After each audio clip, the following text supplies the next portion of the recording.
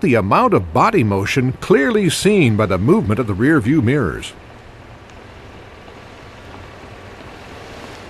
See how the Honda transmits more road shock to the body? That translates to a rougher ride on potholed streets. Out on Gateway International's road course, a series of tight turns demonstrates agility and handling. This is what it looks like from the driver's point of view. Now for the real thing.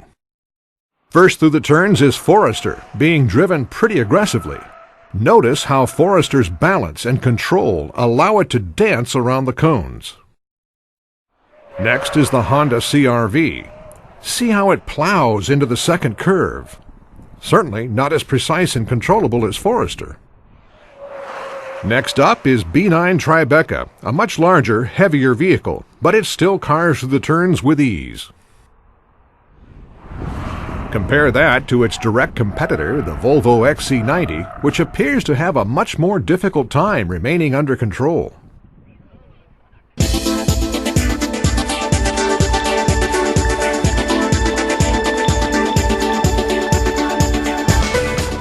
In this exercise, vehicles are driven onto a ramp that incorporates 4 sets of rollers. 2 cameras capture the action on both sides of the car. First, the vehicle must climb over a log, demonstrating how power is transferred under a light load. Next, with its front wheels on the rollers, simulating an icy hill, the car must transfer power to the rear wheels so they too can get over the log. Now comes the toughest part. With all 4 wheels on rollers, it's as if the car is on glare ice. This exercise clearly shows how the all-wheel drive system and the electronic traction control transfer power among all 4 wheels. The goal is to drive up the ramp past the rollers. Will a Passat be able to do it?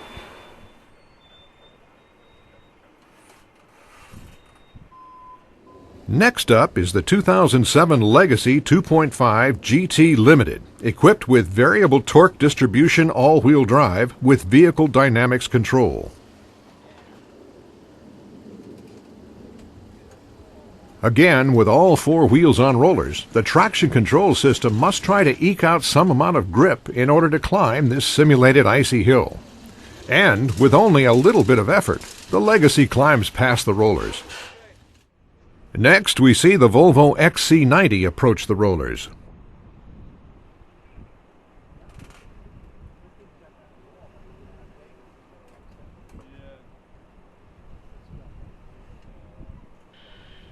See how the front wheels spin a bit before power is transferred to the rear wheels?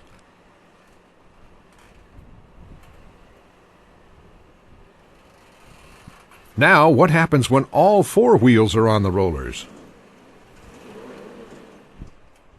Keep in mind that each one of these professional drivers is trying hard to drive up this ramp. It's also clear that Volvo's traction control system is working very hard here. You can even see some noticeable side-to-side motion as an individual wheel receives too much power.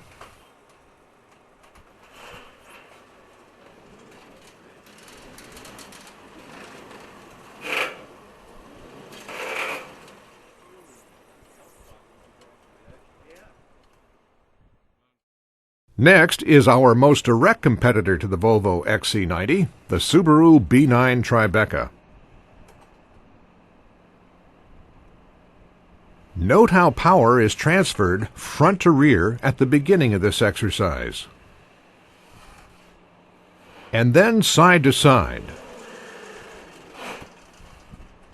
and then all 4 wheels as the vehicle dynamics control system searches for traction.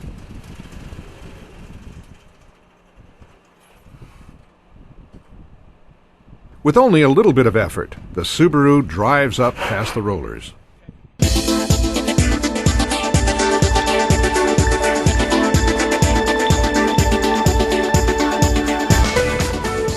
The wet road handling course gives sales consultants a real-world feel for how well the vehicles respond to driver input. Let's compare the Outback and the Volvo XC70. Whoa! Was the driver in control, or was the car? Here's an accident avoidance maneuver on a wet road at about 35 miles per hour. First with the Outback, then with the Volvo XC70. Wow, what a difference! Now let's look at the B9 Tribeca compared to the Toyota Highlander. The driver really had to work hard to control that car. Here's another wet road exercise, a dramatic left-right-left maneuver with the B9 Tribeca, again at about 35 miles per hour. And the same maneuver with the Toyota Highlander. Its stability control system is so intrusive, the driver really has a tough time controlling the vehicle. Here's the Volvo XC70 again. Let's see how it fares this time. Again, the Volvo has a very difficult time in the wet. Let's take another look at that run from a different perspective. Who's really in control?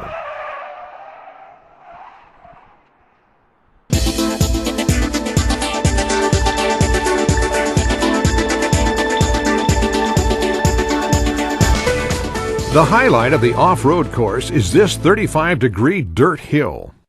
No running starts are allowed here, making this exercise even more difficult.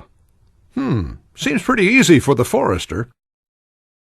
Here's a direct competitor, the Honda CR-V. Will it or won't it? See how the front wheels are clawing at the dirt while the back wheels aren't doing a thing? Honda's real-time four-wheel drive is supposed to transfer power front to rear, but it certainly isn't doing that now. This is a real-world demonstration of the strengths and weaknesses of competitive all-wheel drive systems. Try again, but I guess in this case it won't.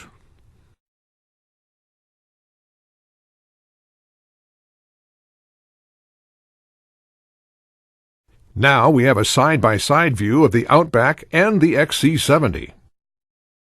They both make the grade, but the Volvo certainly needs to work harder.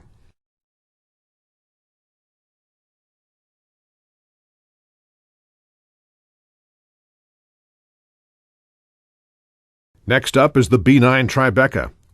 Even at a very slow speed, it has no problem climbing up this imposing hill of dirt.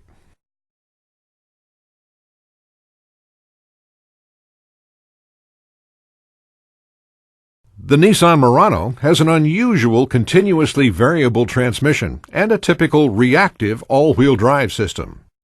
Look closely for any wheel spin. You can't tell from this footage, but the driver is pushing down hard on the accelerator. There's just nothing happening at the wheels.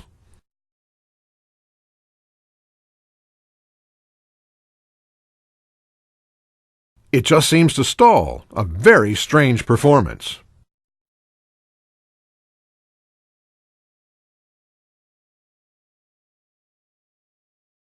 Now the Volvo XC90 approaches the hill. Not enough gas. Try again.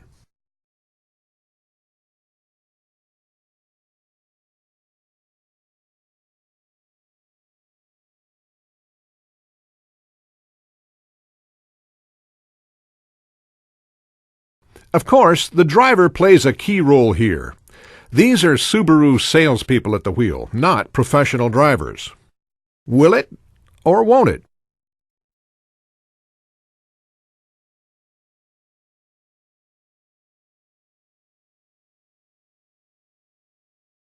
The Toyota Highlander has a very front-wheel drive biased all-wheel drive system. That's easy to see here, since the front wheels are doing all the work.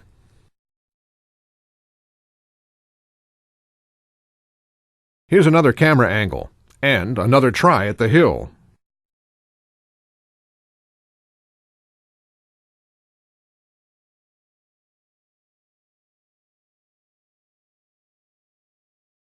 The car and the driver are certainly giving it their all. Will it or won't it?